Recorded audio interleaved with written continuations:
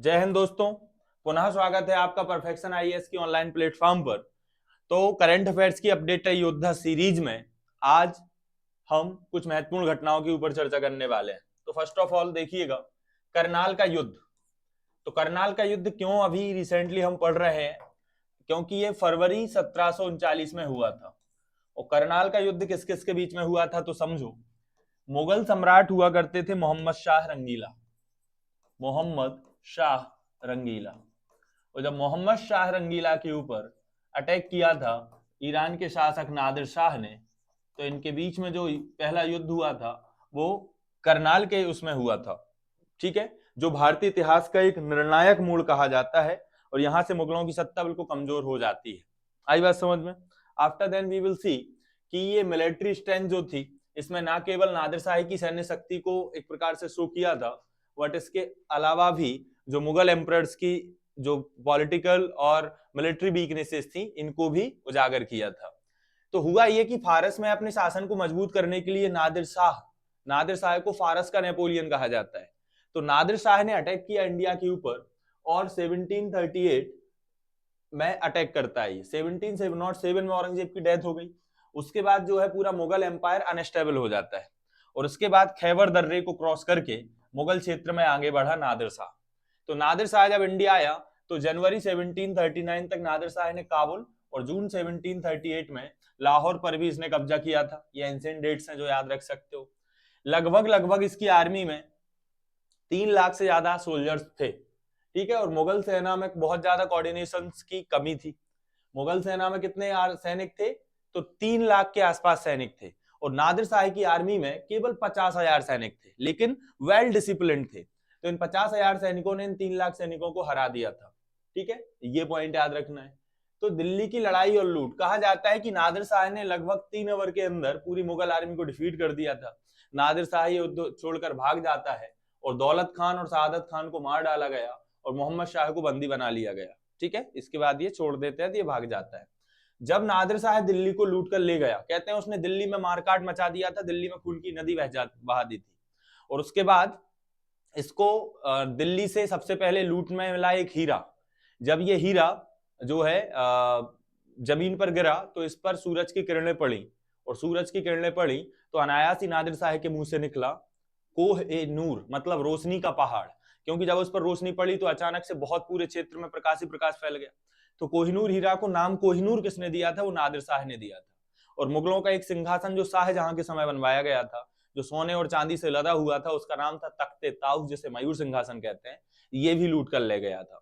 हजारों हाथी घोड़े और ऊंटों पर लाद कर दिल्ली का पूरा सोना ले गया था नादिर शाह। और सालों तक दिल्ली जो है पूरे काबुल वाले रीजन को टैक्स फ्री कर दिया था, इतना सोना ले गया था लूट कर। तो इसका मुगल साम्राज्य पर इंपैक्ट ये पड़ता है कि इकोनॉमिकली काफी वीक हो जाता है। After then we will see कि बंगाल, अवध, हैदराबाद और मराठा और सिख जैसी लोकल पावर्स का राइज होता है। और इससे 18th और 19th सेंचुरी में इंडिया में जो ब्रिटिश एक्सपांसन है वो फिर हमें देखने को मिलेगा। तो युद्ध के कारण विदेशी आक्रमण, नादिर शाह के सेनापति अहमद शाह अब्दाली ने भी फिर उसकी डेथ के बाद 1761 में इंडिया पर अटैक किया था। और 1761 में थर्ड बैटल ऑफ पानीपत में हराया था किसको? मराठों को।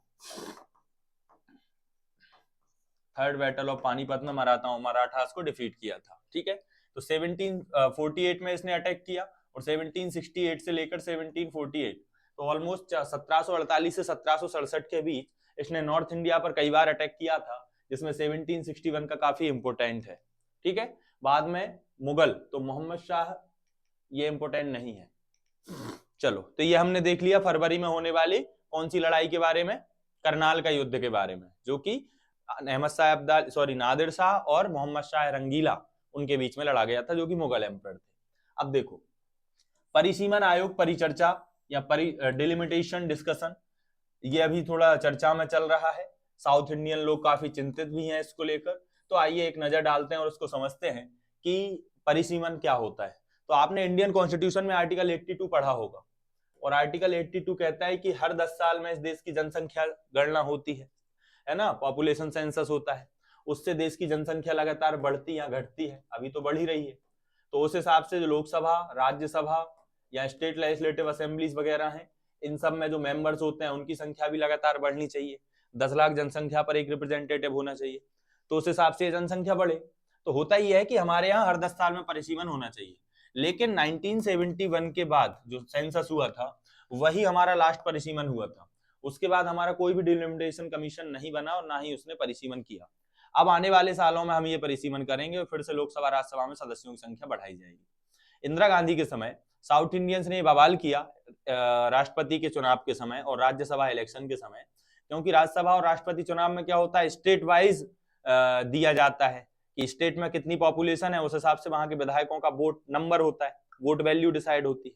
साउथ इंडिया की कम पॉपुलेशन है, विधायक ज्यादा है, तो उनकी वोट वैल्यू कम रहेगी।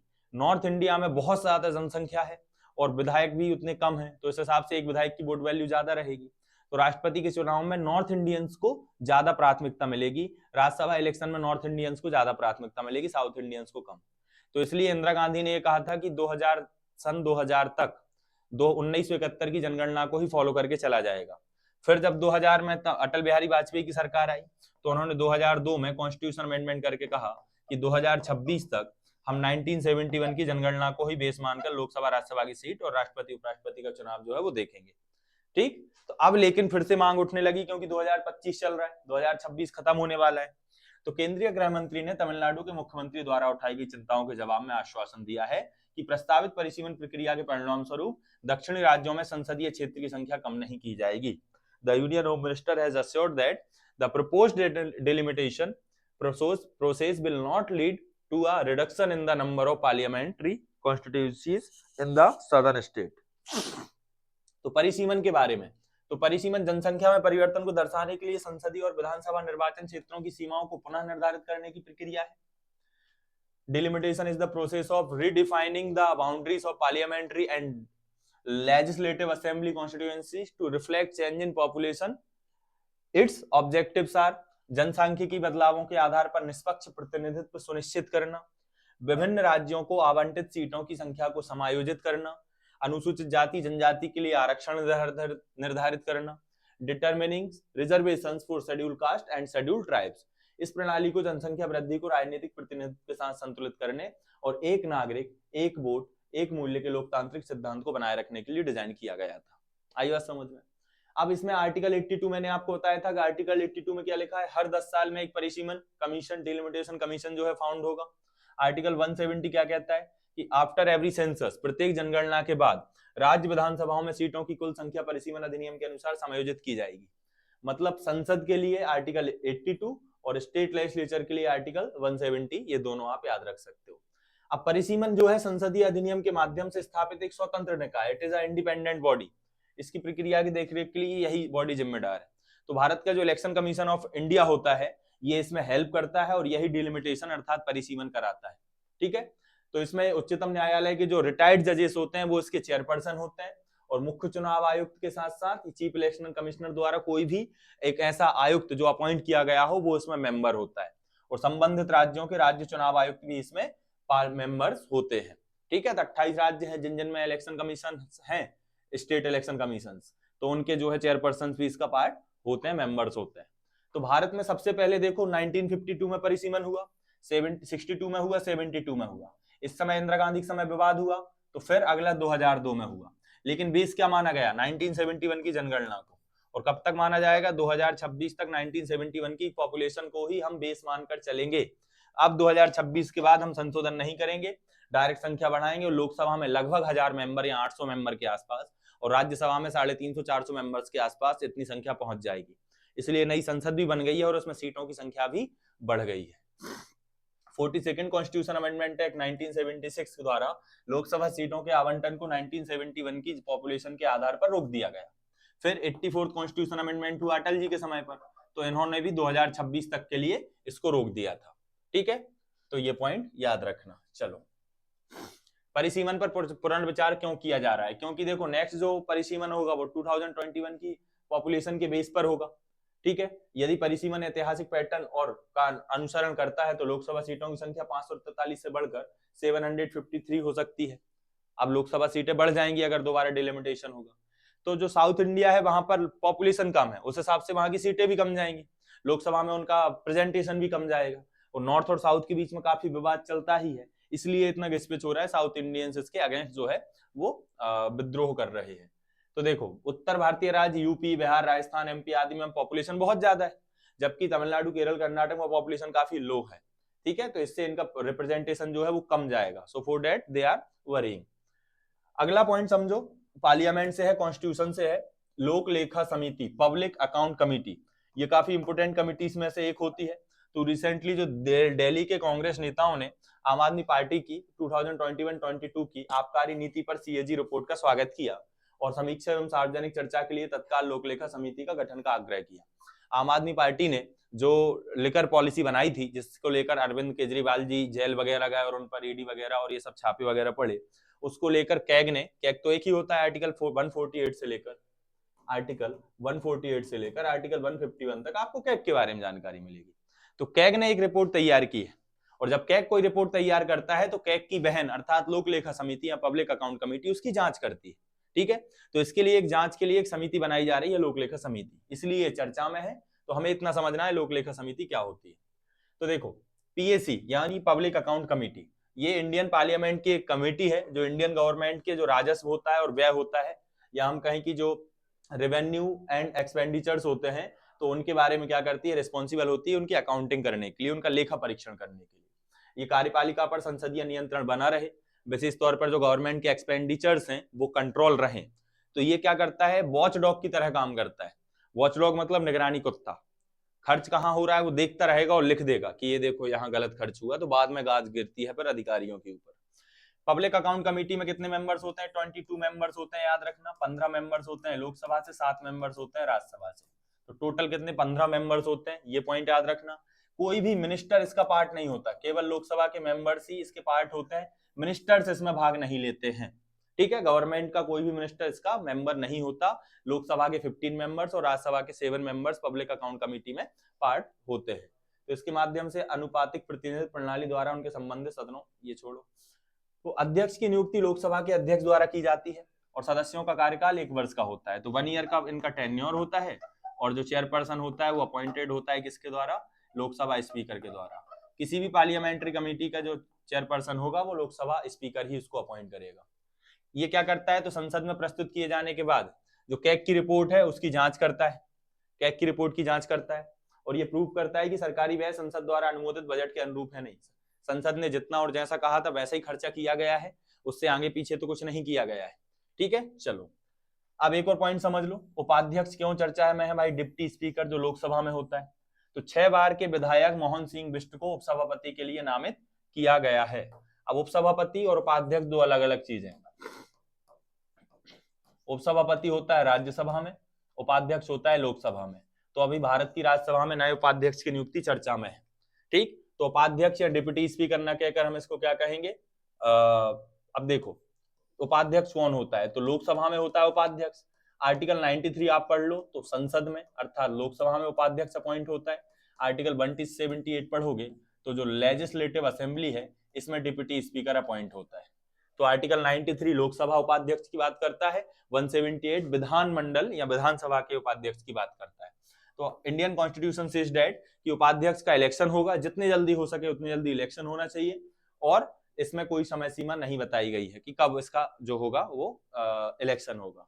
तो सामान्यतः अध्यक्ष का चुनाव होता है, स्पीकर का चुनाव पहले सेशन में, और उसके बाद में डिप्टी स्पीकर का चुनाव जो है दूसरे सेशन में हो जाता है, दूसरे सत्र में हो जाता है। तो उपाध्यक्ष तब तक पद पर बने रहते हैं जब तक सदन भंग नहीं हो जाता या वो सदस्य नहीं रह जाते। तो अभी दूसरा सेशन शुरू होने वाला है पार्लियामेंट में, तो उसके लिए अब क्या है, दोबारा से उपाध्यक्ष का चयन होने जा रहा है। चलो, तो उपाध्यक्ष जो है उपसभापति नहीं उपाध्यक्ष आएगा। इसके कर्तव्य क्या होता है, तो सदन के कामकाज की अध्यक्षता कब करता है, प्रिसाइडिंग ऑफिसर कब बनता है, जब अध्यक्ष ना हो। जब अध्यक्ष नहीं होता है तब ये काम संभालता है, सिंपल सा फंडा है, इतना याद रख लो। अगर अध्यक्ष का पद रिक्त है तो सदन की अध्यक्षता करता है और अध्यक्ष के कर्तव्यों का पालन करता है, preside over the house and performs speakers duties in the position is vacant. तो अदर मेंबर्स की तरह ये भी डिस्कशन में भाग लेता है, पार्लियामेंट में बैठा रहता है, अपने सेशन में बैठा रहता है। ठीक है, ये पॉइंट याद रख सकते हो।